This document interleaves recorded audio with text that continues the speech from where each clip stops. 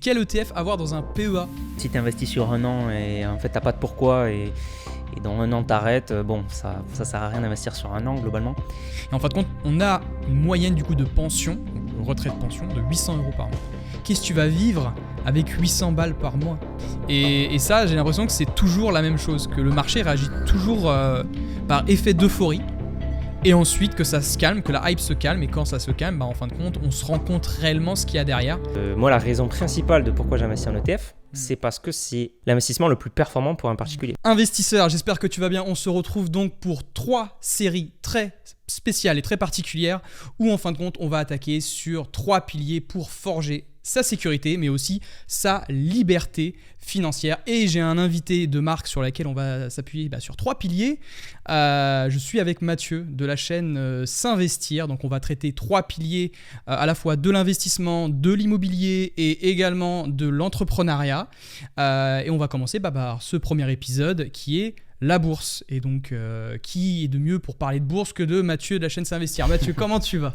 Ça va très bien, et toi? Ça va super. Premier épisode, alors c'est vrai, t'as vu, on change un peu de décor, ça fait vachement plaisir. Ouais. C'est la première fois que je fais ça aussi, tu vois, tu seras la première personne. Mais moi aussi c'est la première fois, interview comme ça, en réel. T'as vu, on change totalement on n'est plus derrière notre bureau. Et ça fait plaisir aussi de te voir, tu sais, dans un autre cadre. Je suis sûr que les gens, ils n'ont pas l'habitude de te voir comme ça. Et ça fait plaisir de se voir en vrai aussi. Bah ouais, souvent tu vas voir, donc on va discuter sur plein de thématiques et également sur les questions de nos abonnés donc, qui nous ont posées. Et on va voir donc les différentes étapes pour investir en bourse. Donc vous allez voir, donc vous allez nous suivre, vous qui êtes en direct avec nous, enfin en direct. Nous on est en direct, mais vous êtes en décalé. Étapes avec différentes étapes, je crois qu'on est à 6 étapes sur lesquelles j'ai remarqué par rapport aux questions des abonnés. La première étape, Mathieu, donc on attaque tout de suite. Juste avant, peut-être, parce qu'il y a peut-être des nouveaux qui viennent de nous rejoindre, mais est-ce que tu peux te présenter un petit peu? Parce que c'est vrai que moi, certains de mes abonnés te connaissent, mais Ouais. peut-être que certains d'autres ne connaissent pas. Yes, donc moi c'est Mathieu Louvet. Effectivement, j'ai une chaîne YouTube qui s'appelle Mathieu Louvet S'Investir. Et je fais pas mal de pédagogie sur l'investissement, notamment les ETF, la bourse. Mais je parle aussi d'immobilier, de SCPI, de crowdfunding. Et puis également à côté, je suis conseiller en investissement financier, enregistré auprès de l'Orias, etc., accrédité pour faire ce métier. Et voilà, on a aussi un site internet, on a un programme de formation, d'accompagnement. Donc voilà, on aide vraiment les particuliers et aussi les chefs d'entreprise à investir et à développer leur patrimoine. Ah, donc ouais, s'investir, c'est pas uniquement le particulier, ça s'adresse aussi donc aux plus grands investisseurs. Donc c'est vrai que c'est super intéressant. Tu vois, moi je te voyais vraiment petit abonné, tu vois, le petit particulier qui cherchait à placer, tu vois, un petit peu son argent. Mais non, tu t'occupes aussi de grands groupes, c'est ça? Non, pas de grands groupes, juste de chefs d'entreprise. En général, c'est des gens qui ont des PME, hein. C'est pas des grands groupes, pas du tout, c'est pas coté au CAC 40. Peut-être bientôt, c'est pas. Non, c'est plus des chefs d'entreprise. Des fois, c'est des solopreneurs, donc des gens un peu comme toi, tu vois, qui ont une société. Voilà. Après, on aide beaucoup plus des particuliers que des chefs d'entreprise, mais on développe aussi cet axe chef d'entreprise parce que c'est quelque chose qu'on connaît bien aussi, parce que moi-même, je suis chef d'entreprise, donc je me suis beaucoup renseigné sur ça et on a développé cette expertise au fil de l'eau. C'est génial. C'est génial en plus de t'émanciper comme ça pour voir un autre public, parce que j'imagine que particulier et peut-être les plus grands chefs d'entreprise, c'est pas du tout la même gestion d'argent, etc. Non ? Alors il y a des similitudes, quand même, il y a des similitudes. Maintenant, effectivement, c'est pas les mêmes solutions, c'est pas la même analyse et c'est plus complexe le chef d'entreprise, clairement. Parce qu'il y a Donc plus gros capital, j'imagine. Plus gros capital, des structures qui sont différentes, parce qu'on va à la fois gérer en fait le patrimoine du particulier, parce que le chef d'entreprise c'est un particulier et c'est aussi un chef d'entreprise. Donc il faut composer avec ces deux faces, quoi. Ok, très bien. Est-ce que tu peux nous dire peut-être nous dévoiler un chiffre sur combien est-ce que par exemple ton plus gros client, est-ce que tu peux nous dévoiler des chiffres? Pour dire, donc notre plus gros client en patrimoine il a à peu près 25 millions. Voilà, donc c'est son patrimoine personnel. Voilà. Donc c'est génial. Et toi, donc tu es là pour conseiller, donc justement comment placer ces 25 millions, etc. Donc c'est conseiller, vrai que faire un suivi, un pilotage. Okay. Voilà. Et justement, bah nous, alors, parce qu'il y a des gens certainement qui vont nous écouter et qui vont se demander, ouais, mais moi j'ai pas 25 millions à placer en bourse. Tu vois. Comment est-ce qu'on peut arriver à placer 100 euros, 1000 euros? Justement, vous allez voir qu'en fin de compte, il est tout à fait accessible d'investir en bourse à partir de 10 euros, à partir de 100 euros. Enfin, il y a des applications maintenant qui démocratisent très bien l'investissement. Et justement, donc on va venir sur cette première étape, alors ce que j'appelle l'étape 0 même avant de commencer. Donc merci tout d'abord Mathieu de t'être présenté.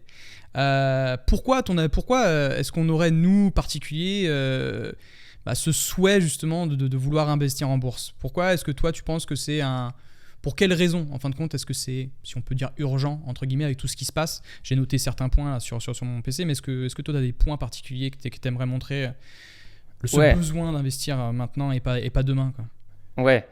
Bon, alors, il y a plusieurs points, clairement. On pourrait parler d'inflation, de retraite, voilà, de plein de choses.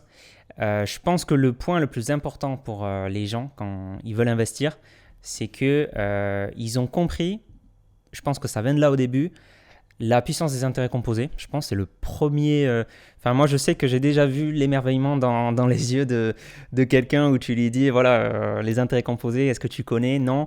Ok, alors du coup, c'est en fait le fait que tu investisses aujourd'hui 100 euros par mois. Tu vois, si tu fais du 10% par an en bourse, et ben, à ta retraite, tu auras peut-être presque 1 million de patrimoine. Tu te dis mais comment? Et là tu lui expliques les intérêts composés, tu montes la courbe, etc. Et peu à peu la personne elle se dit ok, donc en fait on peut avoir de gros résultats en investissant très peu, en faisant un petit peu des efforts au quotidien.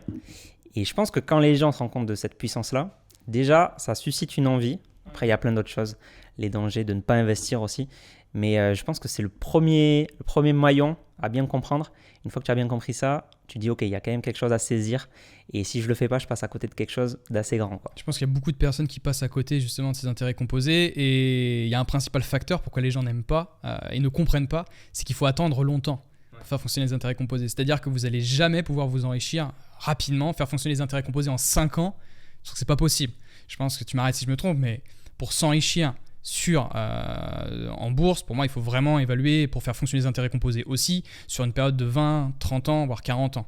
Et là, la courbe commence à être vraiment exponentielle et c'est là qu'on commence à s'intéresser. Mais malheureusement, comme l'a dit Warren Buffett, il y a très peu de personnes qui souhaitent s'enrichir lentement et tout le monde souhaite s'enrichir rapidement. Donc ça, malheureusement, c'est pour ça que les intérêts composés se conjuguent très mal avec des personnes qui souhaitent s'enrichir rapidement. Et malheureusement, en bourse, quand tu essayes de parler, de faire le distinguo entre trading, les gains court terme, et l'investissement long terme, pour moi, c'est deux métiers qui sont totalement différents. Enfin, deux métiers. Deux placements totalement différents. Il ne faut pas mélanger le trading et puis l'investissement long terme. Parce que le trading, pour moi, il n'y a pas d'intérêt composé, pas vraiment. À part si tu fais les choses correctement. Enfin, je connais certaines personnes qui le font bien. Mais c'est moins passif. Trading, je sais pas si on peut aller là-dessus, mais enfin on va rester sur cette étape-là. Mais ouais, tu l'as dit, donc retraite, inflation. Peut-être l'inflation pour les gens qui ne nous connaissent pas. Qu'est-ce que c'est qu'est-ce qu'est l'inflation? Alors moi je sais personnellement, mais toi? Yes, l'inflation c'est assez abstrait et c'est pas évident forcément de s'en rendre compte. L'inflation, c'est le fait que sur la durée, le prix des services et des biens qu'on achète, les prix en général augmentent. Ils augmentent actuellement autour de 6% en rythme annuel. Et donc, en fait, c'est assez abstrait parce que toi, sur ton compte, tu as par exemple 1000 euros. Okay. Et bien, dans un an, tu as encore 1000 euros. Donc, tu te dis, j'ai pas perdu d'argent. J'ai toujours 1000 euros. Mais en termes de pouvoir d'achat, tu as perdu de l'argent. Et donc, c'est en sens que c'est un petit peu abstrait parce qu'il faut se dire, avec 1000 euros, il y a un an, je pouvais m'acheter... Alors, je ne sais pas qu'est-ce qu'on peut s'acheter avec 1000 euros, un très bon téléphone, imaginons. Et bien, dans un an, probablement, ce téléphone, il est plus à ce prix-là. Ou alors, j'ai le modèle en dessous. Enfin, j'ai le même modèle, mais un an plus tard, en fait, maintenant, il est dévalué parce qu'il y a un nouveau modèle. Et alors là, j'ai pris l'exemple du téléphone. S'il faut, ça ne marche pas avec les prix des téléphones. Mais voilà, en général, les prix des biens et des services qu'on achète, actuellement, au rythme annuel, augmentent de 6% par an. Ce qui fait que si aujourd'hui, tu as 10 000 euros, imaginons que tu places ces 10 000 euros, que tu les laisses sur un compte courant pour ton enfant. Imaginons que tu viens d'avoir un enfant qui vient de naître. Ces 10 000 euros, dans 18 ans, donc quand ton enfant il sera majeur, au rythme annuel à peu près de 5-6%, dis-toi qu'ils auront fondu d'à peu près la moitié. Voilà, donc tu crois que tu as placé, enfin que tu as épargné 10 000 euros pour ton enfant, mais en fait, quand il sera majeur, eh bien, tu as perdu 5 000 euros en termes de pouvoir d'achat réel. Et 5 000 euros ont été cramés, entre guillemets, et il se retrouvera avec que 5 000 euros, quoi. 5 000 euros cramés et 5 000 euros qui restent. Donc c'est ça l'inflation. C'est vraiment impactant parce qu'il y a un truc qui est vraiment fou et que les gens ils n'arrivent pas à comprendre. C'est que même là, si on regarde un petit peu les chiffres de l'INSEE, même sur l'alimentation, le pire c'est sur l'alimentation. Quand tu vois le prix de la viande qui a augmenté, le prix des pâtes qui a augmenté, etc. L'alimentation, je crois que là, ce mois-ci, avec les chiffres de l'INSEE, bon, l'inflation diminue de manière générale. Mais par contre, quand tu regardes l'alimentation, il y a plus 14%, je crois, en termes d'inflation. Donc l'alimentation, ce qu'on consomme le plus, certes, ok, tu vois, 1 000 euros, ça bouge pas, tu as toujours 1 000 euros. Mais par contre, vu que le prix de l'alimentation augmente et vu que tu fais tes courses quasiment tous les 2 mois, enfin, tous les 2 mois, non, quand même pas, mais je pense que tu vois, tous les mois ou toutes les 2 semaines, en fin de compte, ça va se faire ressentir. Tu vas payer des choses de plus en plus cher, mais par exemple, je sais pas, moi, au lieu de faire tes courses pour 80 euros, bah, tu en as pour 90 euros, mais tu multiplies ça sur tant d'années. Bah, en fin de compte, tu vois clairement que tes 1 000 euros n'ont plus du tout la même valeur qu'hier.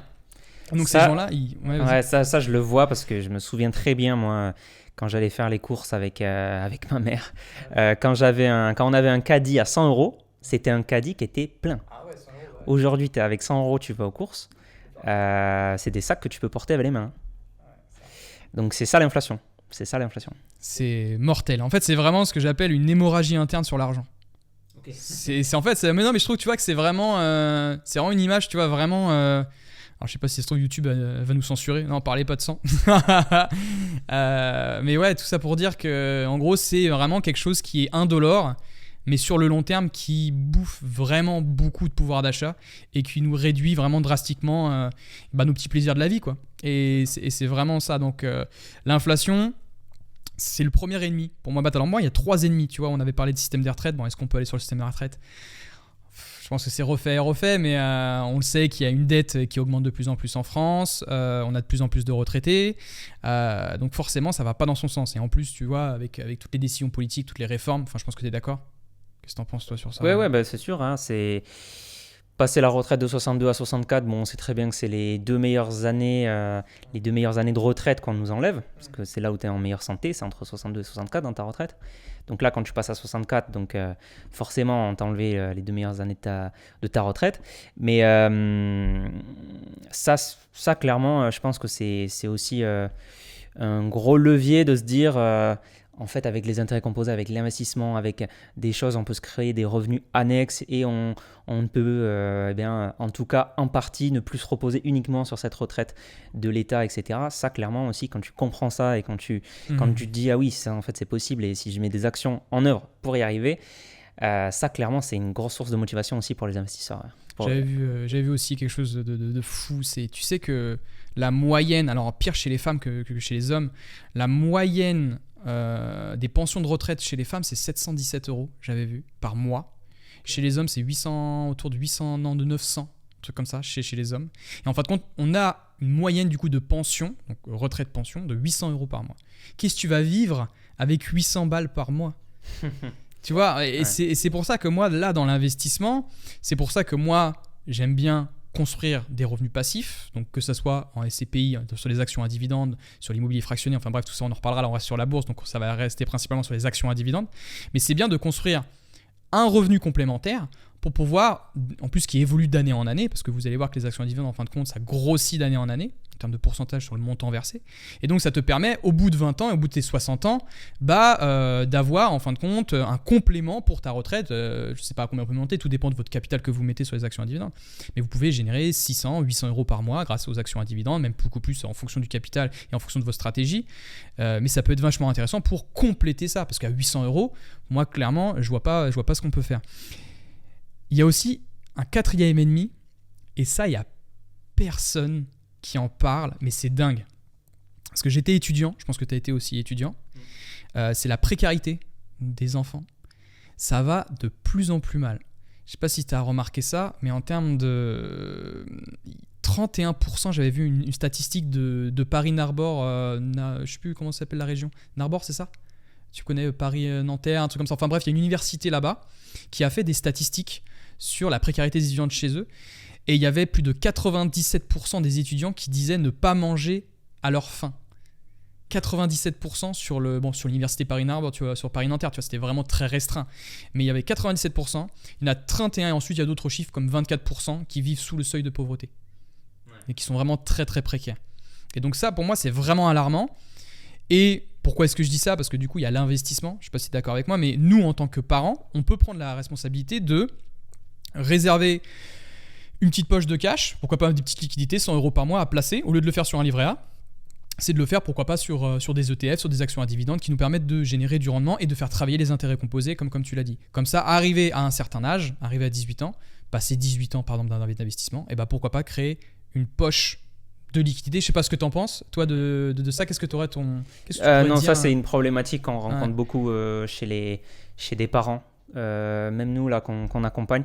C'est clair que c'est une question qui revient. Il y a des solutions, clairement, des enveloppes fiscales, je pense au PER, à l'assurance vie, un compte titre qu'on peut faire et pour préparer effectivement l'avenir de ces enfants à ses 18 ans ou pour préparer le financement des études. Enfin, clairement, ça, c'est quelque chose qui s'anticipe. Et je suis content de voir en tout cas, alors je ne sais pas si c'est juste ma communauté, je n'ai pas fait des statistiques à l'échelle nationale, mais je suis content de voir que les parents commencent à s'y mettre et préparent dès la naissance. Et pour moi, ça, c'est clairement quelque chose qu'il faut faire. Je pense que c'est vraiment indispensable parce qu'on a vraiment un coup, comme on a dit, l'inflation, ça ne touche pas que nous particulièrement, ça touche tout le monde. Ça touche à la fois les enfants, le système du Crous qui est là pour donner des bourses, mais il y a moins en moins, vu que tout coûte de plus en plus cher, si les bourses sont maintenues à la même échelle, on a de moins en moins de pouvoir d'achat, les étudiants peuvent moins profiter entre guillemets de leurs études, donc ça c'est vraiment une grosse problématique. Bon, je pense qu'on a vu l'entièreté des problèmes. Bon, il y a 4 ennemis vraiment que moi je constate, c'est précarité étudiante, inflation, retraite et pouvoir d'achat. C'est vraiment pour moi les quatre choses aussi. Et il y a une autre chose peut-être avant de vouloir, pour ceux qui seraient intéressés d'investir en bourse, je pense qu'il y a vraiment une chose avant même de se lancer, c'est de définir son pourquoi. Tu es d'accord avec moi ? En gros, vraiment se dire pourquoi est-ce que je décide d'investir en bourse ? Sur pourquoi ? Je pense que c'est la première étape vraiment à se lancer. Pourquoi est-ce que je décide de mettre 1 000 €, 2 000 €, 3 000 €? Pour toi, qu'est-ce que tu penses de ça ? Comment est-ce que tu caractériserais cette étape-là, se définir son pourquoi ? Ouais, je pense que c'est super important pour bien en fait profiter des intérêts composés parce que tu l'as dit, c'est du long terme. Donc si tu investis sur un an et en fait tu n'as pas de pourquoi et dans un an tu arrêtes, autant profiter de la vie et utiliser ton épargne, ça sert à rien d'investir sur un an globalement. Mais donc ouais, ça c'est super important pour être bien motivé pour la suite et pour tenir sur le long terme et continuer tout ça quoi. Donc ça ouais, clairement très important. Et moi pour moi le pourquoi c'est parmi, enfin pour moi les 4 dangers là tu vois qu'on a explicités, ça rentre dans le pourquoi. Hein. Enfin, personnellement, moi, quand j'investis, je sais que c'est aussi pour ma retraite. Je sais aussi que c'est pour contrer l'inflation, etc. Je sais que c'est pour préparer des projets, moi, qui me tiennent à cœur. Donc ça aussi, ça peut être des pourquoi. Projet, je sais pas, tu veux préparer l'achat d'une résidence principale, tu veux préparer un tour du monde ou je sais pas quelle passion tu as. Financièrement, ça se prépare. Ça se prépare et ça peut être une motivation forte pour investir, pour bien maîtriser son épargne. Ouais. Ça, je suis entièrement d'accord avec toi. Et ce pourquoi, vraiment, il doit piloter sur tout le long de nos investissements. Parce que si on ne sait même pas pourquoi on investit, je pense qu'on se dirait, mais pourquoi est-ce que je ne le mettrais pas sur un livret A, tu vois ? C'est sécure, c'est garanti par l'État, le LEP, il fait 6%, ok, on est bien, autant le mettre là-dessus. Pourquoi l'investissement en bourse ? Parce que l'investissement en bourse, il y a ce qu'on a dit, il y a déjà il y a moins de plafond concernant les deux livrets en termes d'épargne. Je crois que c'est 10 000 € là bientôt sur le LEP et tu as 20 000 €, 22 000 € sur le livret A. Mais bref, c'est fixe et le livret A en plus est en dessous du seuil, en dessous de l'inflation. Donc en fait, vous gagnez rien concrètement. Vous perdez. On perd en plus. Ouais, oui, parce que si l'inflation est à 6% et qu'on a un livret A à 3%, oui, on est... Et ça, c'est une grosse arnaque. Hein. Ça, faut quand même que les gens comprennent que de base, le livret A, le calcul du livret A est fait pour qu'ils suivent l'inflation. Et là, on a un gouvernement qui a dit, écoutez, là, on ne l'augmente pas. Il devait passer à 4,1, donc ce qui est en dessous de l'inflation. Il n'est pas passé à 4,1, il est passé à 3. Enfin, il est resté à 3. Et donc, c'est entre guillemets une arnaque parce qu'il y a 1,1% qui manque dans notre équation. Et ça, si tu calcules avec les milliards qu'il y a sur le livret A, c'est des milliards en moins pour les particuliers, quoi. Ouais, je suis entièrement d'accord. C'est un premier pourquoi, en effet. Qu'en fait, comme je l'ai dit, tu vois, sur pourquoi investir en bourse dès maintenant, ça rejoint un petit peu les différents dangers. Mais je pense qu'il y a encore plus précis, tu vois, qui donne vraiment envie de garder longtemps nos investissements. Que ce soit, comme tu as dit, très bien pour financer un mariage, pour financer une résidence privée, pour partir, je sais pas, pour vivre financièrement avec une somme qu'on a développée, pourquoi pas l'investir dans un projet immobilier, faire du Airbnb, puis ensuite vivre tout simplement de ses loyers. On peut faire tout simplement ça. Enfin, il y a plein de stratégies différentes. Mais en fait, ce qui est vraiment très important aussi d'un point de vue psychologique, c'est que le cerveau, en fin de compte, il va vraiment raisonner en termes de... Il y a une cohérence cognitive. C'est-à-dire qu'il y a même des recherches qui ont été faites dessus, même sur les enfants, etc. C'est qu'il y a des recherches sur Deci et Ryan en 2000, je crois que c'était avec des enfants d'entre 10 à 12 ans. Il disait que ces enfants-là étaient beaucoup plus motivés intrinsèquement lorsqu'il y avait un but bien défini en fin de parcours. C'est-à-dire qu'on te dit, voilà, ne fais pas comme tu peux. En gros, des objectifs faits comme tu peux, ça ne marche pas. Mais par contre, des objectifs clairement définis en disant, voilà, dans 10 ans, on veut que tu atteignes là. Ou alors, pour des petites étapes, tu dis, dans 2 ans, tu vas arriver ici. Quand il y a un but clairement défini, le cerveau est beaucoup plus enclin et beaucoup plus autodéterminé. Et je pense que vraiment, rester sur cette notion de pourquoi, c'est très important. Pendant que moi, je sais que j'investis en bourse parce que j'ai envie de me générer des revenus complémentaires pour ma retraite. Ouais. Moi, je sais et pourquoi pas même partir bien plus tôt à ma retraite, prendre une retraite anticipée, tout simplement, pourquoi pas à 45 ans, et puis voilà, arrêter de travailler grâce à mes investissements, par exemple. Ça peut être une idée. Ouais, en plus, j'y pense maintenant, mais le pourquoi, c'est bien pour tenir et continuer, mais c'est aussi primordial sur comment après tu vas investir, parce que tu vas pas du tout investir de la même manière si tu veux financer si par exemple tu veux acheter une résidence principale, eh bien on va peut-être utiliser le PER parce que tu peux débloquer les fonds pour l'achat d'une résidence principale. Mais si tu veux une retraite anticipée, le PER, ça se débloque qu'à la retraite. Or, du coup, achat de résidence principale et autres petites conditions comme ça. Mais donc, si c'est pour une retraite anticipée, ben là, on va peut-être pas prendre le PER. Donc, il faut bien aussi savoir quels sont tes objectifs. Et ça, quand tu vois un conseiller financier, un conseiller en gestion de patrimoine, ça, de toute façon, c'est une des premières choses qu'il va te demander, tes objectifs, pourquoi tu investis. Et ça ne sera pas les mêmes solutions en fonction du pourquoi. Donc, le pourquoi, c'est super important pour être motivé et tenir sur le long terme, mais aussi parce que tu ne vas pas investir de la même manière en fonction de tes objectifs. Donc, même en termes de seuil de risque, il y en a qui ont une aversion au risque un peu plus importante. Du coup, ils se disent non, je préfère pas des actions, je préfère plutôt des ETF. Enfin, justement, ça, on va y venir justement sur les différentes stratégies. Et qu'est-ce que tu conseillerais, toi, à quelqu'un qui est bloqué ? Par exemple, moi, quand j'ai commencé à investir, tu vois, j'avais peur. Tu vois, je me dis non, je mets même pas 1 euro en bourse, je mets même pas 100 euros. Tu vois, j'ai trop peur, c'est pas possible.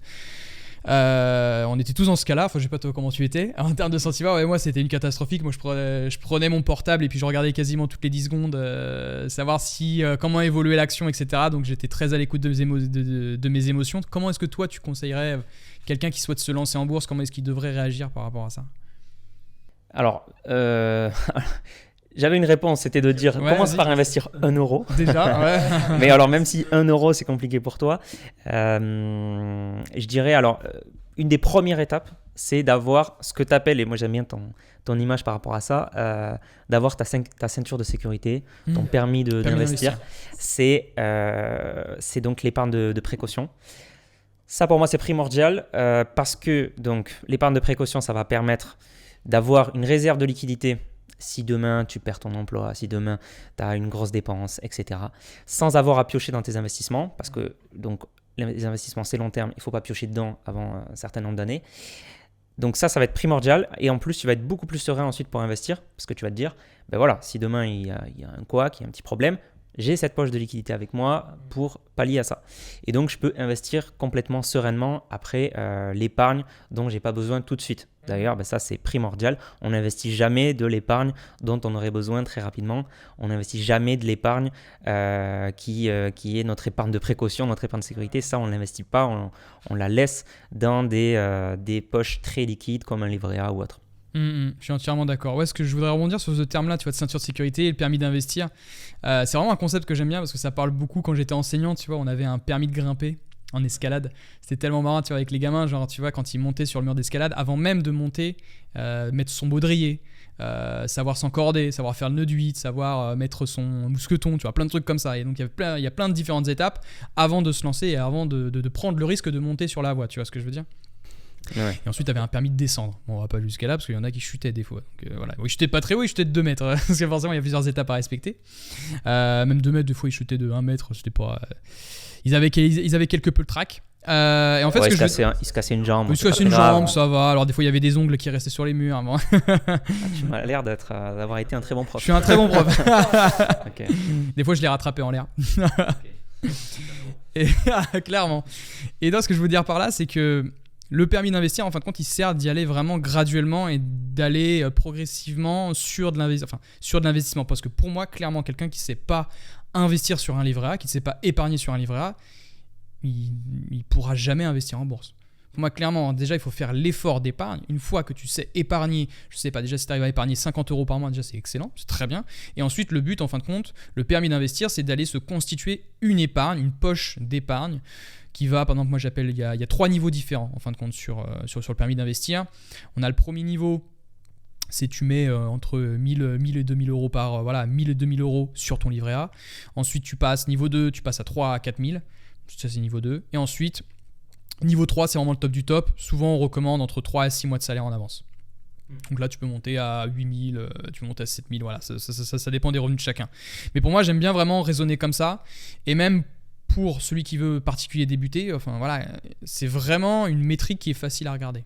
Voilà, on a un livret A, en plus c'est plutôt sécure. Bon, certes, ça ne bat pas l'inflation, mais en termes de formation, pour se former sur le tas, je trouve que mettre des petites sommes régulièrement sur un livret d'épargne populaire, que ce soit le LEP ou que ce soit sur le livret A, je trouve que c'est très formateur. Je sais pas ce que tu en penses, toi.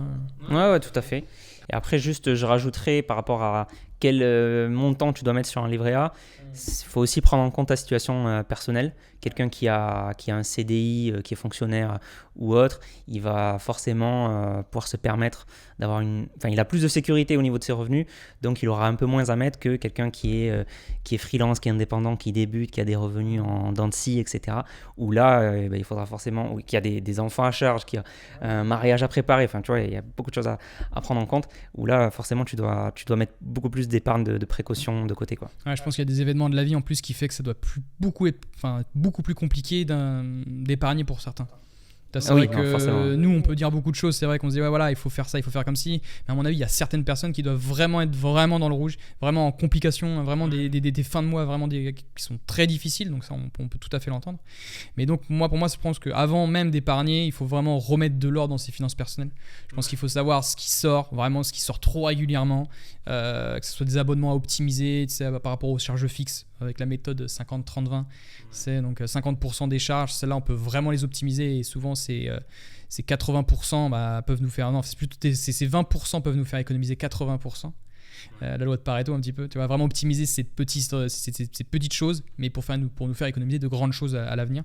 Donc que ce soit le loyer, que ce soit la voiture, que ce soit l'essence, que ce soit les abonnements, internet, téléphonique, tu vois, tout ça c'est vraiment indispensable si je puis dire. Et ça, je pense qu'on peut vraiment l'optimiser et grignoter un petit peu du 100 € par mois, 50 € par mois d'économie, quoi. Puis à la fin de l'année, ça peut donner des trucs très très intéressants, très très intéressants. C'est ça. Après, le deuxième élément, donc ça c'est les dépenses. Deuxième élément, c'est le revenu de l'autre côté. Ça aussi, ça dépend vraiment de la personne. Ça peut être très délicat, quelqu'un qui est au SMIC, qui ne peut pas négocier son salaire ou autre. Mais il y en a pour certains, c'est possible. Renégociation de salaire, voir qu'est-ce qu'on peut faire pour augmenter ses revenus, un side business, des choses comme ça. Alors bon, ça demande du temps, ça demande du travail, etc. Après, voilà, en fonction des ambitions, des objectifs de chacun. Ça justement, ça sera dans un autre épisode. Là, on va parler de side business. Comment, parce qu'avec Mathieu, on a vécu une aventure entrepreneuriale, si vous voulez, où tout s'est passé en parallèle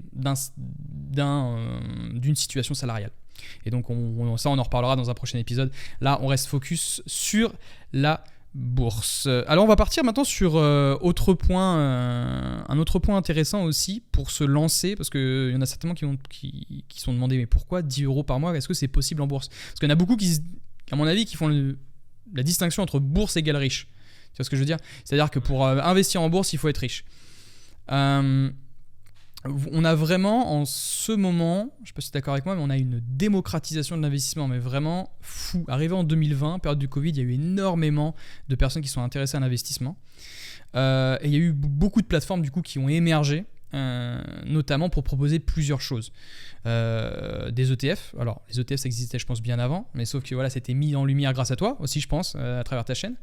Il y a des ETF qui sont disponibles à partir de 30 euros, 34 euros par exemple sur un ETF du S&P 500. Ça aussi, même 10 euros en fraction d'ETF, ça. En fraction d'ETF, voilà, donc ça aussi je voulais en venir, mais on parle aussi de fraction d'action. Fraction d'action, fraction d'ETF. En gros, on a vraiment des choses qui nous permettent comment vous dire ça, de limiter les investissements. Prenons le cas d'Apple. Apple est à 190$.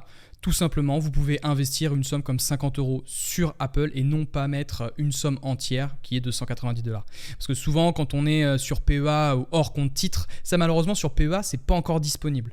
Je sais que sur PEA, on peut que acheter des actions complètes, entières, et sur des fractions d'actions, on peut uniquement le faire à travers un CTO. C'est bien ça. Une assurance vie aussi. Assurance vie, faire, ouais. Okay. Et un PER aussi. Ok. Ça existe. Ok. Avec le plan d'investissement programmé et tout ça, c'est vrai que c'est super intéressant. En gros, vous pouvez même programmer vos investissements sans même devoir y penser une seconde. Donc ça, c'est vraiment top et ça permet de créer une récurrence sur l'investissement et donc de faire fonctionner les intérêts composés. Alors, on va y venir, Mathieu, justement, parce que là, on parle un peu une autre langue, ETF, action, action à dividende, ETF vs action, on va y venir. Parce qu'en gros, c'est ça bien maintenant qu'on explique qu'est-ce que c'est, à quoi ça correspond et pourquoi en fin de compte il faut choisir son type d'actif par rapport à ses motivations, tu sais, comme on avait vu par rapport aux objectifs de vie. Donc ETF, j'aimerais bien qu'on aille sur ETF, qu'est-ce que c'est et pourquoi est-ce qu'on doit choisir un ETF selon toi. Ok, alors un ETF c'est barbare a priori, ça veut dire Exchange Traded Fund. Globalement en français ça veut dire un fonds négocié en bourse. Bon, on n'est pas, c'est pas non plus décrypté encore là, mais en fait ce que c'est un panier d'actions qu'on va pouvoir acheter et vendre simplement en bourse. Donc un panier d'actions, on parlait du S&P 500 par exemple. S&P 500 c'est quoi? C'est l'indice phare aux États-Unis qui reprend les 500 des plus grosses capitalisations américaines. Et du coup, en achetant un ETF S&P 500, on va avoir dans son portefeuille. Donc en achetant par exemple un ETF S&P 500, il y en a qui se trouvent à 20 euros, tu vois. Donc en mettant 20 euros, on va se retrouver avec une ligne dans son portefeuille qui s'appellera ETF S&P 500. Et cette ligne, en fait, le sous-jacent, ce qu'il y a vraiment derrière, ça sera 500 actions, donc les 500 actions du S&P 500, en commençant donc par Apple et les plus grosses capitalisations américaines, Apple, Tesla, Microsoft, Meta, ex-Facebook, etc. dedans. Et donc en achetant simplement, et ça s'achète vraiment instantanément si les marchés sont ouverts, on achète, on met 20 euros et d'un seul coup on a 500 actions dans son portefeuille. Donc ça permet de bien diversifier son portefeuille parce que dans ces 500 actions, ça va représenter un petit peu tous les secteurs d'activité. Donc ça c'est super important parce que si tu investis uniquement sur le secteur de la santé par exemple et que le secteur de la santé se casse la figure, ton portefeuille se casse aussi la figure. Là si tu es bien diversifié, si la santé se casse la figure, tu as les autres secteurs à côté qui peuvent compenser cette perte. Et donc c'est ça la diversification, la puissance de la diversification, ça permet de lisser le risque. Et donc, tu es diversifié en termes de secteur, tu es diversifié parce que tu as 500 entreprises et pas 10 entreprises. Parce que si tu as 10 entreprises et qu'une fait faillite, tu perds 10% de ton portefeuille d'un seul coup. Alors qu'avec un ETF, si tu as une entreprise qui fait faillite sur 500, ça ne va pas du tout se sentir. Et avec la volatilité des marchés, même journalière, ça va être complètement noyé, quoi. Oui, tu veux dire que le risque, il est dilué de par la pondération à l'intérieur d'un ETF. Voilà, par la diversification à l'intérieur. Parce qu'en gros, dans un ETF de S&P 500, je crois que Apple, c'est 4 à 6%. Ça dépend quel ETF. Je crois que c'est 6% dans un ETF. Ouais, c'est autour de ça, je crois, d'un ETF S&P, 6 à 7 même. Donc ça, c'est la plus grosse capitalisation. Donc là, effectivement, des gens peuvent penser qu'un ETF S&P 500, c'est pas suffisant parce que si Apple faisait faillite, Bon, c'est quand même la plus grosse capitalisation au monde, mais enfin, c'est pas la plus grosse d'ailleurs, mais c'est la plus grosse capitalisation américaine. Si elle faisait faillite, bon, ça poserait de gros problèmes, j'imagine, dans toute l'économie, tout l'écosystème. Mais en tout cas, si ça faisait faillite, enfin, si Apple faisait faillite, effectivement, ça engendrerait 7% de pertes sur l'ETF. Donc on peut encore plus diversifier avec des ETF qui sont encore plus diversifiés, qui peuvent avoir, au lieu de 500, qui peuvent avoir 1600 entreprises, 3000 entreprises pour certains. Le plus gros ETF, le plus diversifié, il a 9000 entreprises dans un seul ETF dans ton portefeuille, et tu as 9000 entreprises dans ton portefeuille, dans le sous-jacent, quoi. C'est le FTSE World, c'est pas ça où il y a le... Celui-ci, dans le 9000, c'est le MSCI ACWI IMI. IMI. Ah ouais, d'accord. Ouais, parce qu'à pas confondre, parce que souvent on a tendance à dire que le plus gros ETF pour se diversifier, c'est le World, le MSCI World. Celui-ci est composé de 1600 entreprises, si je ne me trompe pas. 1600, ouais. Comparé à celui que tu me dis, plus de 9000 entreprises, il est beaucoup plus diversifié qu'un MSCI World. C'est vrai que là, il n'y a pas photo, quoi. C'est vrai que là, on est vraiment sur une très très bonne note. Ensuite, il y a aussi ce choix des ETF capitalisants et distribuants. On me pose beaucoup cette question, en fin de compte, qu'est-ce qu'il faut prendre pour le capitalisant ? Est-ce qu'il c'est mieux de prendre un distribuant qui distribue des dividendes, ou est-ce que c'est mieux de prendre un capitalisant ? Selon toi, c'est quoi le mieux pour ceux qui débutent ? Alors, tout dépend de à quel point tu es fiscalisé. Globalement, si tu es fiscalisé, donc si tu es un Français et que tu es sur compte titre, tu vas être fiscalisé à 30%. Donc, vraiment, c'est sous-optimisé de prendre un ETF distribuant les dividendes. Dans ce cas-là, il vaut mieux prendre un capitalisant qui va capitaliser, qui va réinvestir pour toi les dividendes directement, sans que tu payes à ce moment-là, à chaque versement de dividende, sans que tu payes donc les 30% de flat tax. Mais ça sera reporté à plus tard, et donc ça va accélérer tes intérêts composés. Donc c'est mieux les capitalisants. Et même si tu veux te verser une rente, c'est mieux les capitalisants, parce que c'est bien plus optimisé de se verser une rente via de la vente plutôt que via des dividendes. Fiscalement, c'est bien plus optimisé. Bon, voilà, c'est assez complexe. D'ailleurs, j'avais fait toute une vidéo à ce sujet. C'est pas évident à comprendre au début, mais ouais, c'est plus optimisé, les capitalisants. Et si tu n'es pas fiscalisé, par contre, psychologiquement, ça peut être plus intéressant de prendre un distribuant. Donc, je pense notamment à ceux qui investissent dans des assurances-vie, dans des PER ou dans un PEA, ou ceux qui peuvent être dans des pays où il n'y a pas de fiscalité sur les dividendes. À ce moment-là, psychologiquement, c'est quand même intéressant de recevoir des dividendes tous les trimestres, par exemple, sur son compte. C'est rassurant. C'est vrai qu'il y a ça aussi, ce choix entre ETF. Pour moi, l'ETF, je le vois vraiment comme une sorte, tu l'as dit très bien, en gros, c'est un peu un trésor que tu viens à chaque fois mettre du capital à chaque fois à l'intérieur, et en fin de compte ce trésor-là, il vient prendre de plus en plus de valeur, contrairement à un distribuant où en fin de compte c'est toi qui vas piocher à chaque fois un petit peu ces pièces d'or à l'intérieur de ton coffre, et en fin de compte tu vas essayer toi avec ces pièces-là de le réinvestir toi-même en trouvant d'autres solutions, en réinvestissant sur d'autres actifs, immobiliers, etc.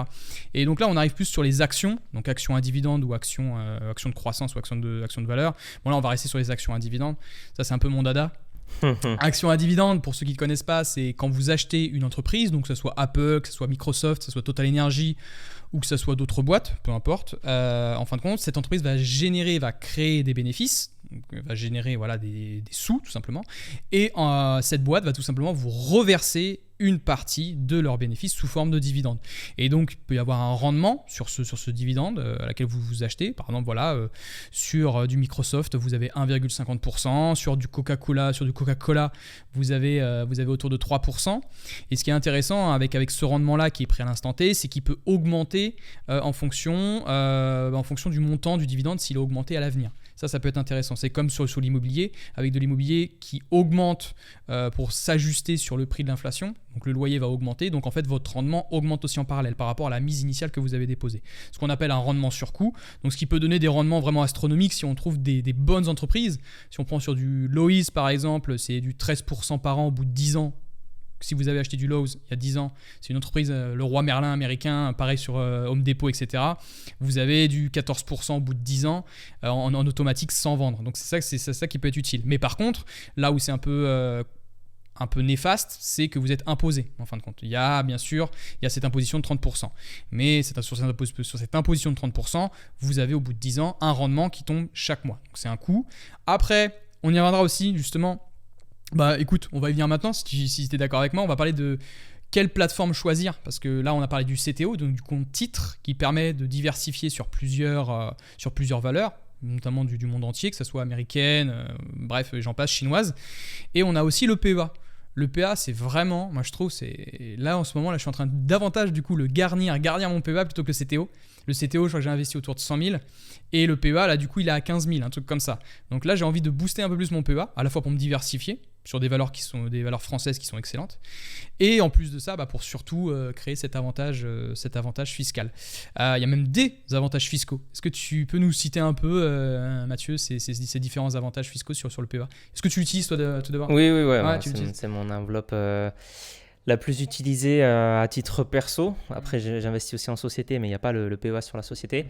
Le PEA, alors l'avantage fiscal le plus évident, c'est qu'au bout de 5 ans de détention de son PEA, si on n'a pas retiré avant, il ne faut pas retirer dans les 5 premières années, mais si au bout de 5 ans, on n'a pas retiré et voilà, on a gardé son PEA, on n'a plus d'impôt sur le revenu au bout de 5 ans sur le PEA.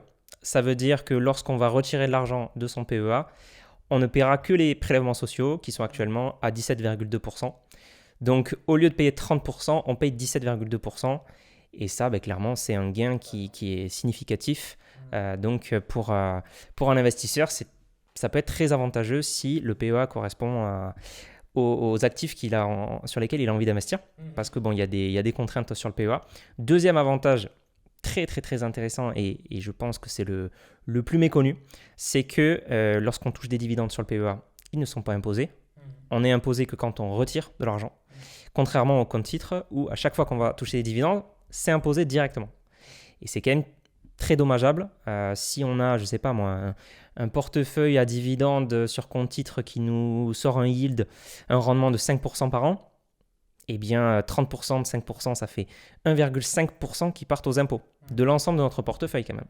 Donc, c'est quand même hyper significatif. C'est-à-dire, si j'ai 100 000 euros, 1,5% de 100 000 euros, ça fait 1 500 euros qui partent aux impôts tous les ans. Donc, là, je me sens visé là d'un coup. Alors que notre portefeuille peut en plus perdre de l'argent. On a un portefeuille de 100 000 euros, on a 5% de dividendes. Mais le prix des actions a diminué.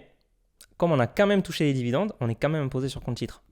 Donc on peut perdre de l'argent d'un côté et payer encore 1 500 de l'autre à cause des impôts. Donc ça, c'est quand même très dommageable sur le compte titre. Et sur le PEA, comme c'est une enveloppe capitalisante, il n'y a pas ça. Et ça, c'est quand même super. Pareil au niveau de la vente.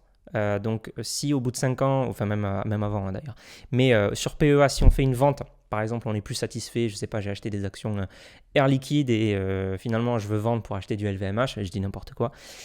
Sur compte titre, si on fait ça, si sur nos actions Air Liquide on avait de la plus-value, on va être imposé sur la plus-value. Alors que sur PEA, si on vend nos actions Air Liquide avec la plus-value pour racheter du LVMH au sein du PEA, on n'est pas imposé parce qu'on est imposé sur PEA que lors du retrait.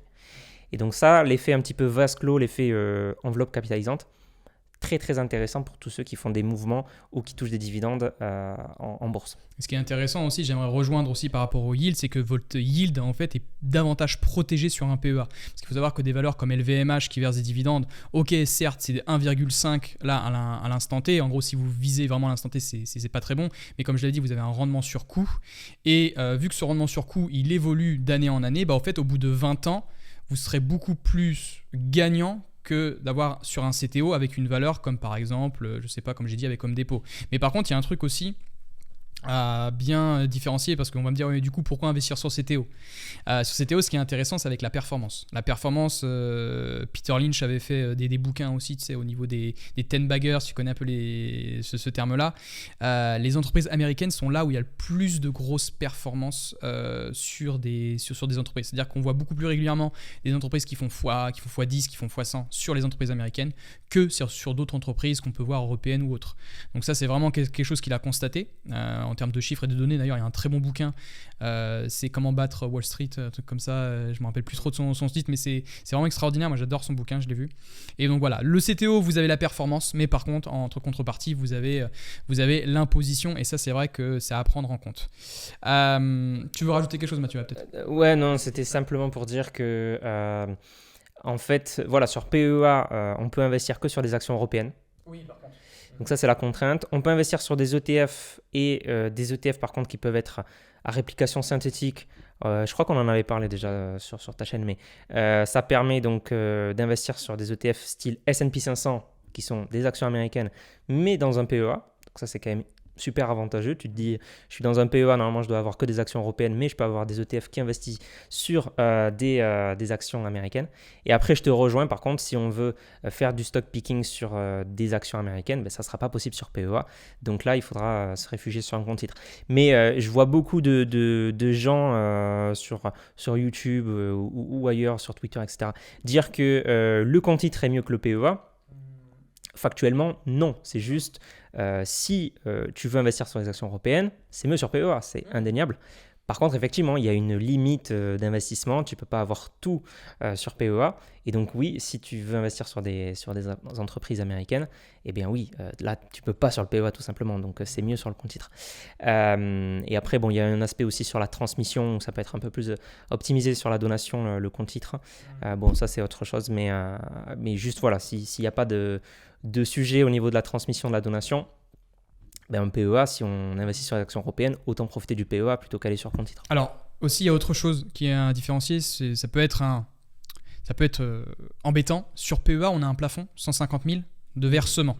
Ça aussi, parce qu'il y en a beaucoup, comment je fais, Sony, mon plafond est 150 000 euros, est-ce que ça vaut le coup d'investir sur un PEA? Alors, vous pouvez, en fin de compte, avoir un PEA, mais de versement, en fin de compte, le plafond. C'est-à-dire qu'une fois que vous avez mis 150 000 euros d'espèces, vous pouvez avoir des plus-values qui dépassent largement ça. Et vous pouvez recevoir aussi des dividendes qui dépassent largement ce plafond-là.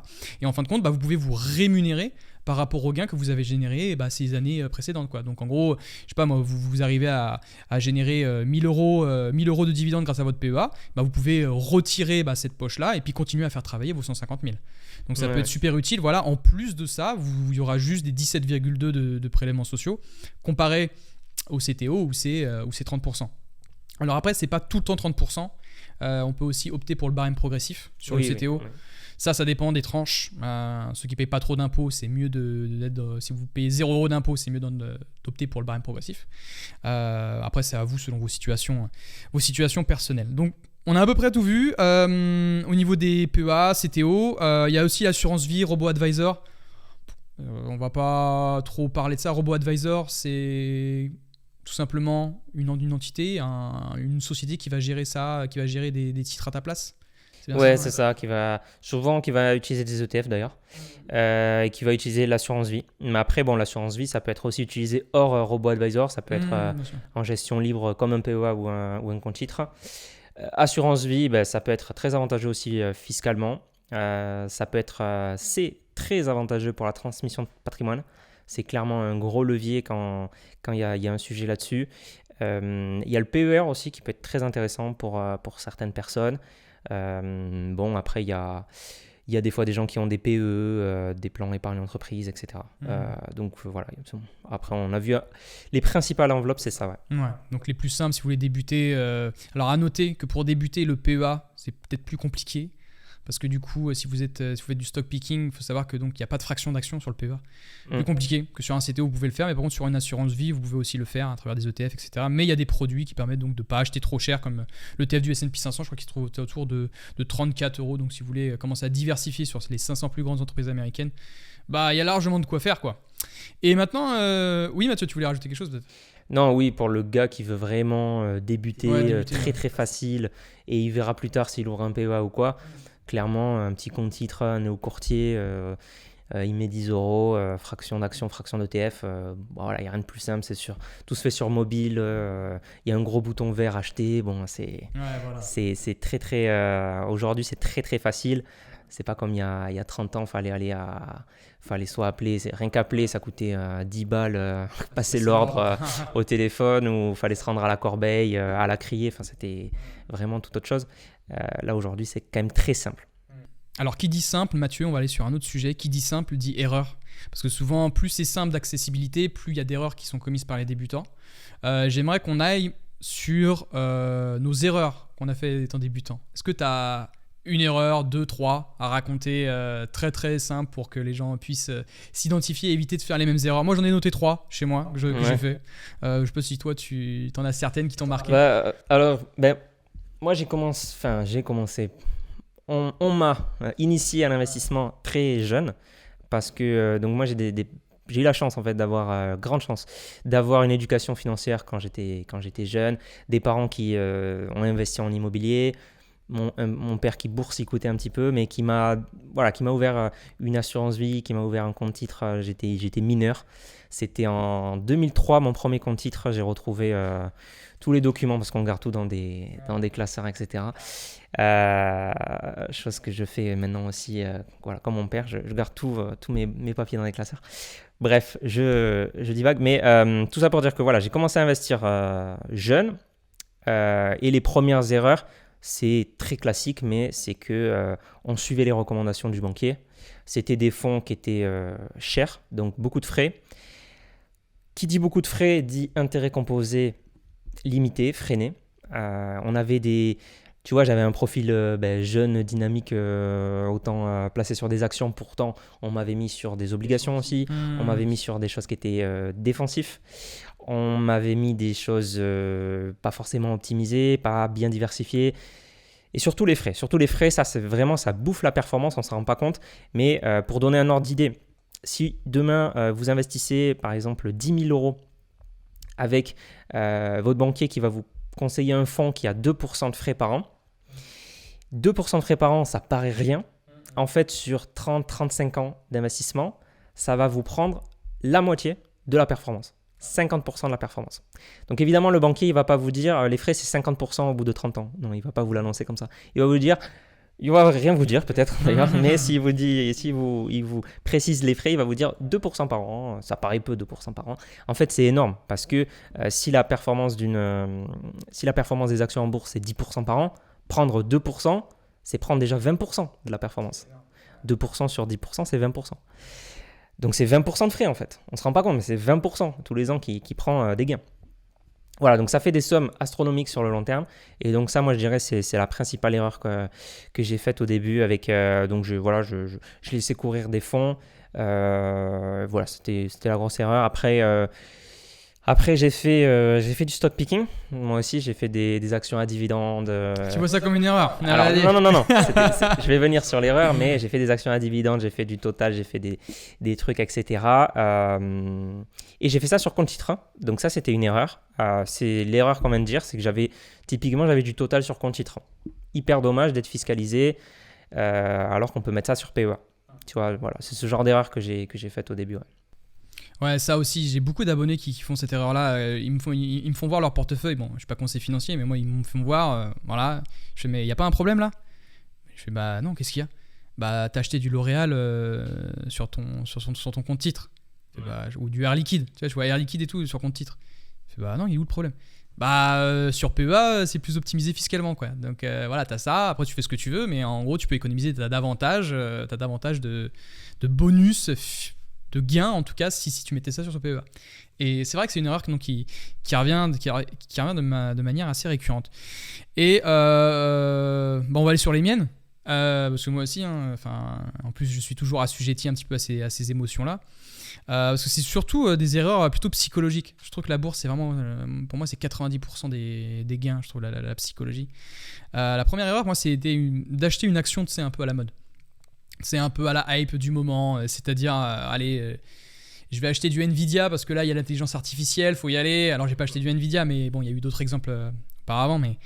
Et ça, c'est un coupe-gorge toujours. Parce qu'en gros, vous achetez premièrement une action qui est trop surévaluée, donc qui serait prêt à corriger en fin de compte à l'avenir, lorsque les investisseurs auront suffisamment généré en gros de plus-value.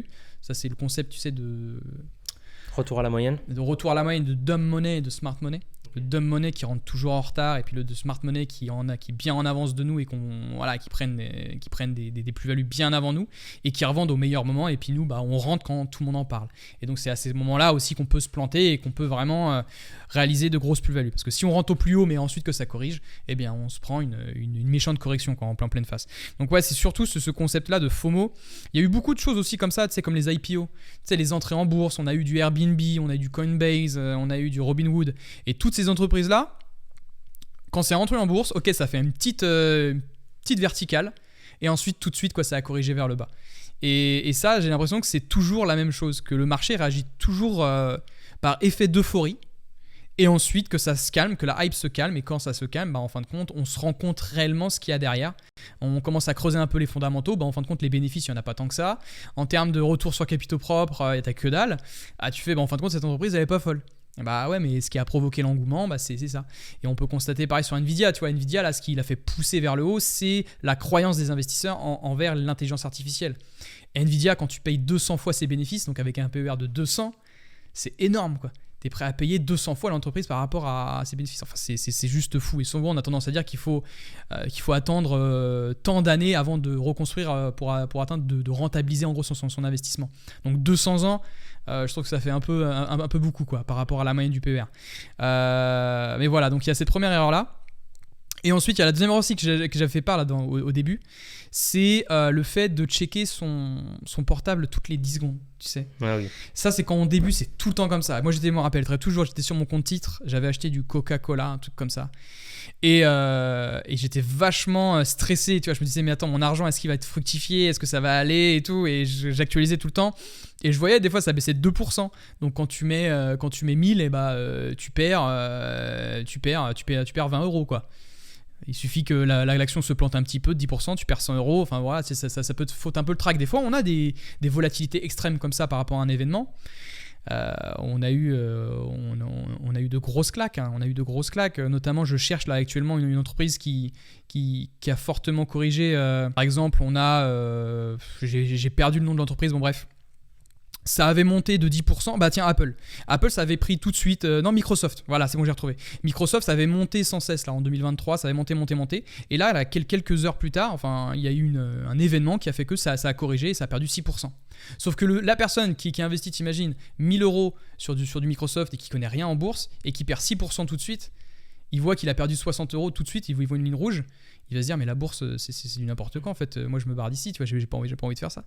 Et donc voilà, c'est toujours frustrant d'essayer d'évaluer, de pas être trop assujetti à ses émotions, et ça je pense que ça passe tout d'abord par se former, tout d'abord psychologiquement vraiment. Et donc la formation psychologique, ça passe aussi avant tout voilà, sur la gestion de ses émotions, parce que quand on voit des choses comme ça, il faut vraiment tenir. Et ensuite le dernier, pour moi, c'est d'éviter d'écouter les influenceurs, ses influenceurs préférés, quoi. C'est-à-dire qu'on peut avoir ce qu'on appelle un biais de l'herding, c'est-à-dire c'est un biais du moutonnier, c'est-à-dire qu'on va suivre une masse parce que tout le monde y va, et en fin de compte, à la fin, on se rend compte que, comme pareil, en fin de compte, il n'y a pas de fondamentaux, on a suivi un peu à l'aveugle ce qui était à la mode, et donc ça casse, quoi. Il y a eu un peu la mode des SPAC. Ça, on en avait déjà parlé. Ça avait monté sur du tout et n'importe quoi. Il n'y avait aucune valeur intrinsèque de l'entreprise. Quand je parle de valeur intrinsèque, c'est chiffre d'affaires, rentabilité, les marges nettes, etc. Il n'y avait rien du tout. Il n'y avait pas raison pour que cette entreprise monte. Et ça a chuté derrière. Donc il y a vraiment cet aspect de valeur réelle qui est importante selon moi. Je pense que tu es d'accord. Ouais, non, mais complètement aligné sur tout ce que tu as dit, globalement. Sauf sur les dividendes. Alors ensuite, on va aller sur les questions des abonnés. J'avais posé une question à mes abonnés qui nous écoutent sur Instagram.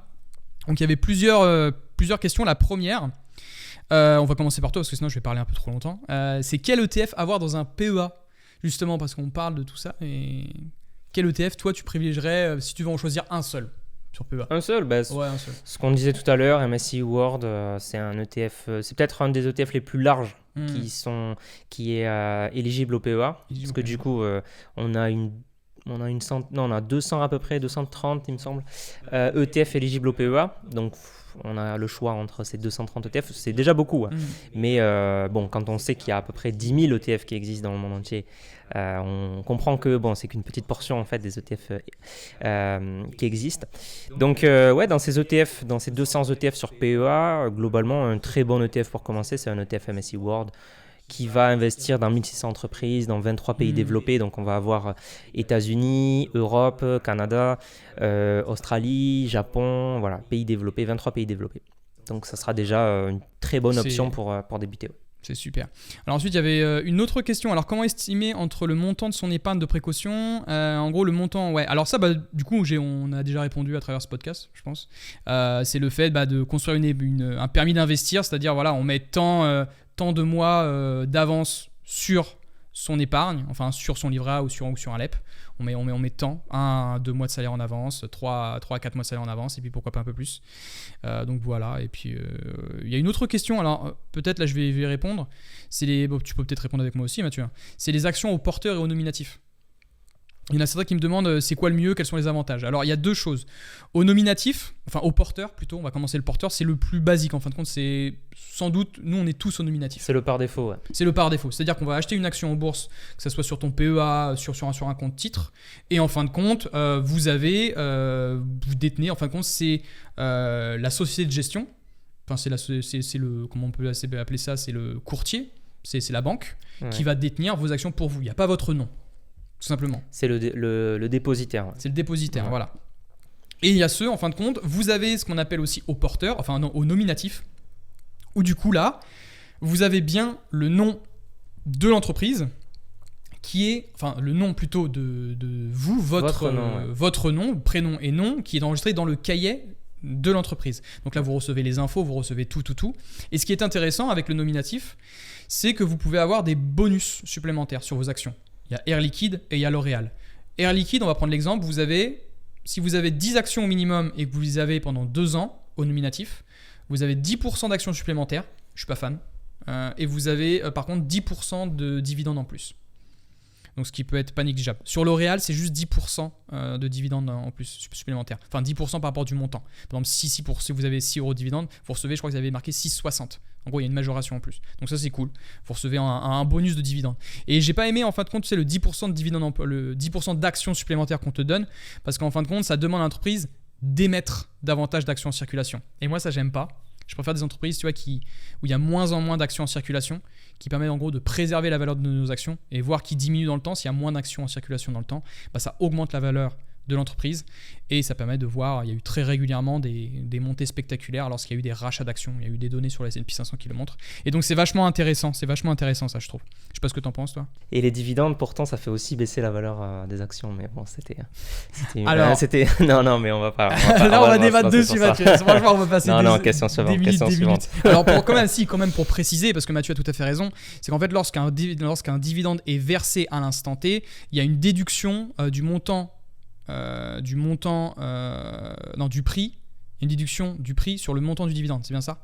C'est-à-dire que le prix baisse du montant du dividende. C'est un détachement, on appelle le dividende, lorsqu'il est versé, on appelle ça le détachement du dividende, on le détache du prix. Voilà. Donc en partie, c'est neutre, mais là on n'est pas d'accord avec Mathieu, c'est que oui, sur l'instant T, oui, ça n'enrichit pas à l'instant T l'actionnaire, mais sur le long terme, oui, parce que vous avez, alors c'est pas le dividende en lui-même, mais par contre c'est avec la croissance de l'entreprise, avec sa rentabilité, qui permet donc d'augmenter le dividende au fur et à mesure, et donc là oui, d'enrichir l'actionnaire. Si par exemple vous prenez, là où je suis totalement d'accord avec toi, vous prenez du Orange, c'est de la merde, voilà. Là, vous enrichissez pas parce qu'en gros, le cours de l'action ne monte pas et le montant du dividende est juste redistribué. Donc, en gros, ça stagne. En fin de compte, vous n'avez pas vraiment d'évolution, à part que vous recevez de l'argent sur ce que vous avez déposé, mais en gros, qui est déduit automatiquement. Et quand on voit le cours d'Orange, c'est juste catastrophique, quoi. Et je préfère voir une courbe de LVMH sur le long terme de Air Liquide qui savent. Je passe de Air Liquide et de LVMH qui savent augmenter leurs dividendes au fur et à mesure, qui permet là d'enrichir l'actionnaire parce que par rapport au montant déposé, arrivera au final un rendement sur coût beaucoup plus élevé, donc qui permet d'enrichir l'actionnaire. C'est comme l'immobilier qui prend de la valeur. Je trouve que c'est un parallèle aussi qui est sympa. Alors, voilà, c'est juste... moi, je suis pas du tout anti-dividende. Hein. C'est juste qu'il faut remettre les choses dans le contexte et dire... Il faut bien dire aux gens quand même que le dividende, c'est qu'une partie de l'équation et que l'équation complète, c'est comme tu l'as très justement dit, c'est variation du prix de l'action plus les dividendes qu'on reçoit. Et si tu fais plus 10% de dividendes, mais de l'autre côté, tu fais moins 10% en prix de l'action, tu n'as rien gagné. Et effectivement, un bel exemple pour ça, une belle illustration, c'est Orange. Et de l'autre côté, tu peux avoir aussi des entreprises qui, par exemple Amazon, qui n'ont jamais versé de dividendes, mais qui ont eu un cours complètement exponentiel. Et là, l'équation, c'est 0% de dividendes, mais une grosse augmentation du prix de la part. Et évidemment aussi, ce qu'on recherche peut-être tous, c'est 10% de dividendes et 10% d'augmentation du prix de la part. Là, tu gagnes sur tous les tableaux. Ça, je suis entièrement d'accord. Voilà, c'est juste le fait de dire, vous avez gagné des dividendes, ok, mais qu'est-ce que fait vos actions dans le même temps ? Est-ce qu'elles baissent ? Est-ce qu'elles augmentent ? Et si tu as gagné 1 000 euros de dividendes, peut-être que tu as as perdu 1 000 € de l'autre côté. Donc, en fait, tu n'as rien gagné. Donc, ça, il faut faire attention à ceux qui vous montrent les dividendes. J'ai gagné tant ce mois-ci. Peut-être qu'il a perdu autant de l'autre côté. Donc, c'est un peu faussé. Donc, voilà, j'aime bien prendre toute l'équation. Donc, variation du prix plus dividende. C'est ça. De toute façon, moi, j'ai toujours pensé comme ça. Quand j'analyse une entreprise, le dividende, il est toujours à la fin. C'est-à-dire que j'aime bien, les limites, tu vois, j'analyse les fondamentaux, c'est-à-dire que je regarde les marges nettes, je regarde les bénéfices, je regarde le cash flow, je regarde les dettes, la solvabilité. Et ensuite, je me dis, ok, le dividende, il est de combien ? Par rapport à même tout ce que j'ai regardé en amont, je sais si le dividende va être merdique ou non. Et ça me voit dur. Et de toute façon, quand tu vois une petite marge, tu dis l'entreprise va pas tellement augmenter son dividende parce qu'elle galère de plus en plus en fin de compte à réaliser des marges, donc des bénéfices en clair. Et donc tu dis ça va pas être ouf pour nous à l'avenir si les marges sont toutes petites. Donc moi je préfère des entreprises qui ont des grosses marges, tu dis Novo Nordisk. Novo Nordisk c'est titanesque, c'est des marges à plus de 50%, hein, des retours sur capitaux propres sur plus de 5 ans en plus, hein, historiquement, plus de 70% de retours sur capitaux propres. C'est indécent cette boîte, ce qu'elle fait. Bon bref, là j'ai déjà révélé une partie. On était à combien ? 1, 2, 3. Ensuite, quatrième question, faut-il choisir des actions à dividendes à haut rendement ou haute rentabilité ? Alors, on en a un peu parlé. Ouais. Là, du coup, on a déjà répondu. C'est juste sur ça. J'en parlais avec William Higgins, qui est le plus grand, le meilleur gérant français sur les 30 dernières années. Et c'est ce que montre aussi What Works on Wall Street. C'est un super livre. C'est que des graphiques et des tableaux. Ça fait 1000 pages, je crois, le livre. Donc, c'est une revue complète de données financières et d'analyse financière qui explique très bien que, comme tu le dis justement, le dividende, c'est un mauvais critère de stock picking. C'est-à-dire qu'il faut regarder bien plus la qualité de l'entreprise, la rentabilité des capitaux engagés, l'aspect aussi value, combien coûte l'entreprise, les ratios, etc. Et là où le dividende est un mauvais indicateur de la valeur intrinsèque tu vois, de l'entreprise. Donc tu as raison, je suis complètement d'accord sur ça, de regarder peut-être le dividende en dernier en mode c'est le petit bonus psychologique entre guillemets quoi. Ouais, je suis entièrement d'accord avec ça. C'est pour moi une entreprise qui, de toute façon, on le voit même sur l'historique du dividende, une entreprise qui fait ça avec son dividende, qui c'est yo-yo. Tu te dis attends, il y a un problème quelque part, c'est que c'est mal maîtrisé, il y a une gestion de trésorerie qui est mal employée. Et moi, je préfère vraiment regarder toute cette composante rentabilité pour vraiment que l'entreprise puisse compound, c'est-à-dire créer des intérêts composés sur ce qu'elle a généré. Parce que même ça fonctionne en fin de compte, sur le chiffre d'affaires.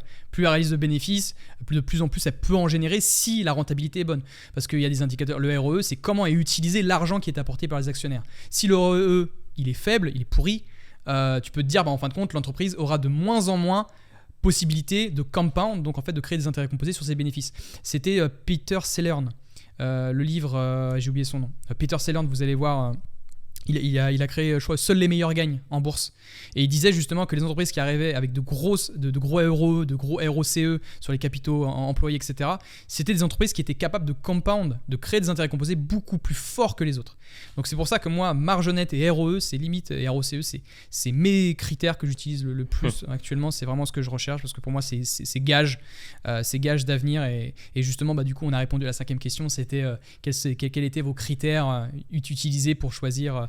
justement, non, j'ai parlé d'actions, mais toi, ETF, comment est-ce que tu analyses un ETF ?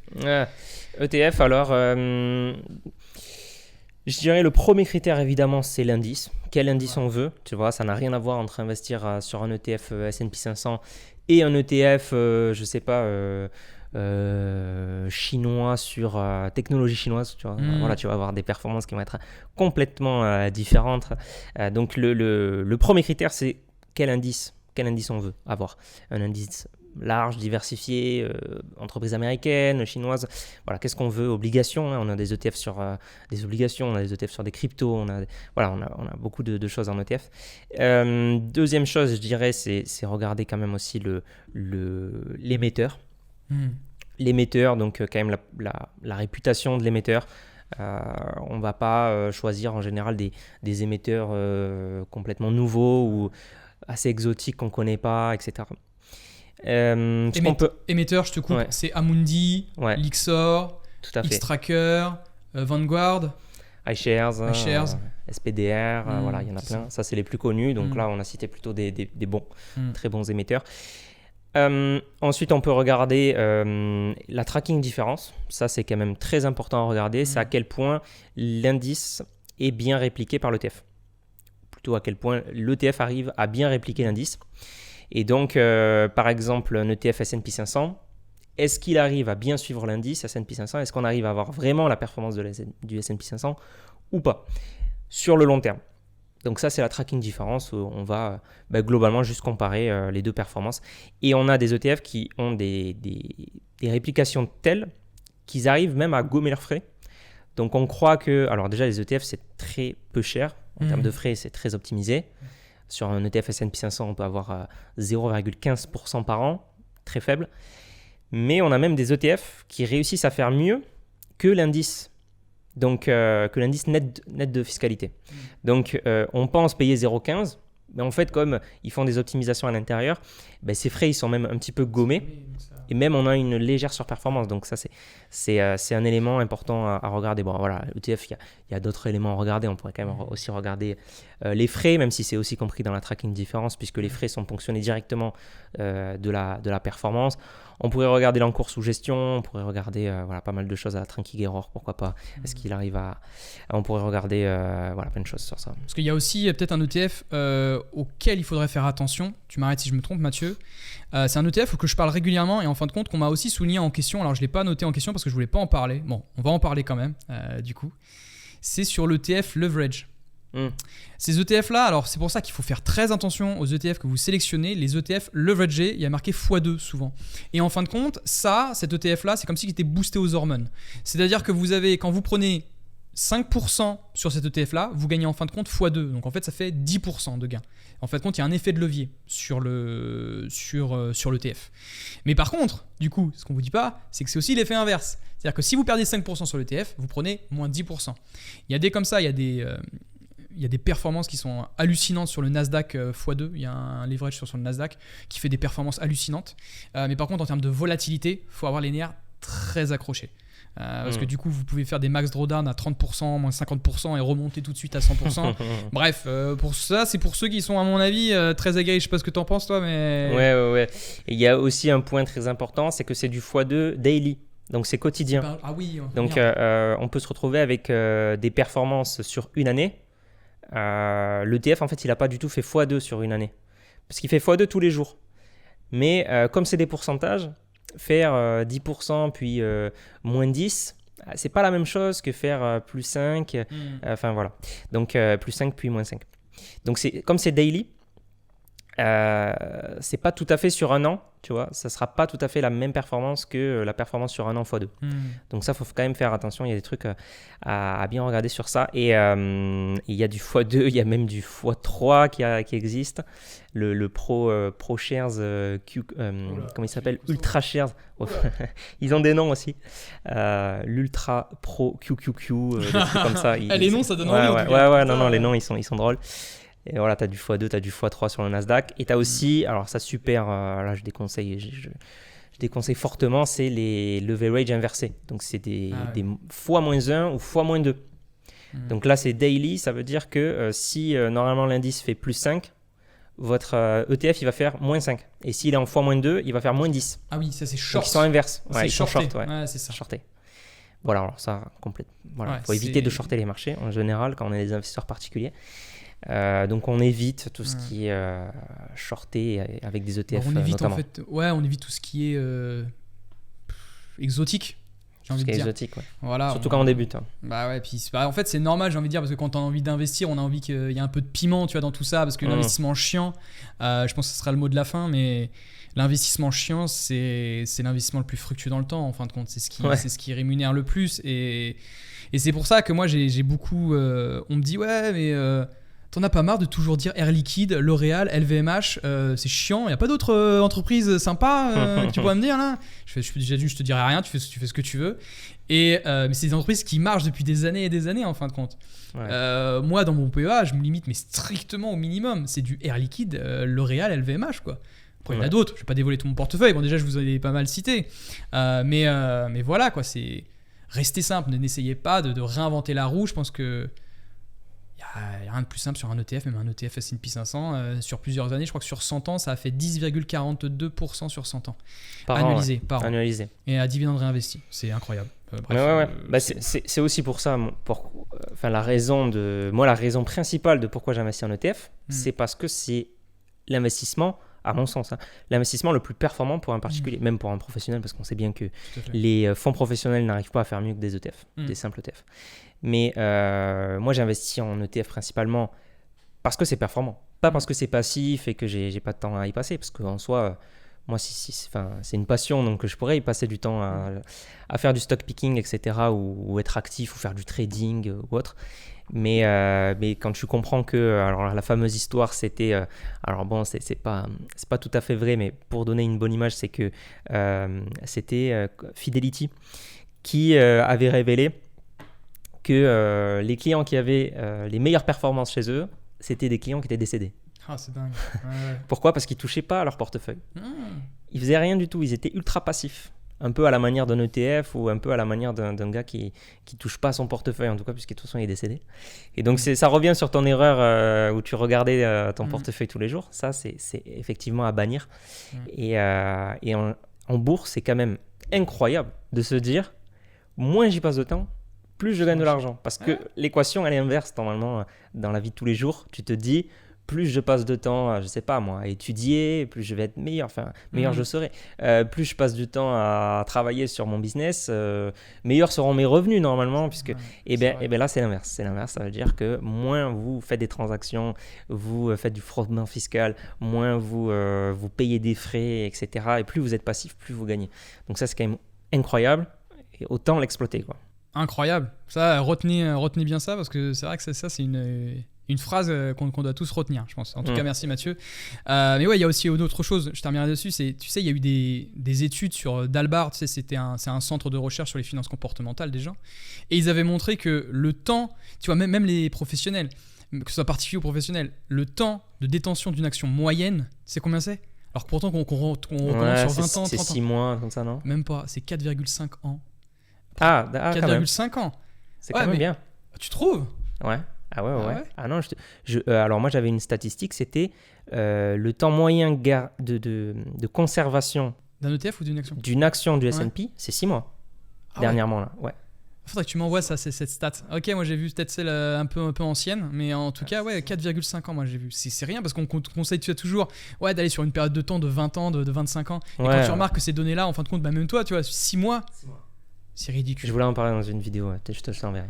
Et voilà. En tout cas, Mathieu, ce premier épisode nous a été très enrichissant, en tout cas sur la bourse. J'espère qu'il vous aura plu aussi. N'hésitez pas, on a oublié de le dire, petit pouce bleu et de vous abonner à la fois sur la chaîne de Mathieu de s'investir et à la fois sur Sequoia. Et puis de toute façon, nous on se retrouve très vite sur mon compte Instagram. Mathieu, un petit mot de la fin, juste avant de finir.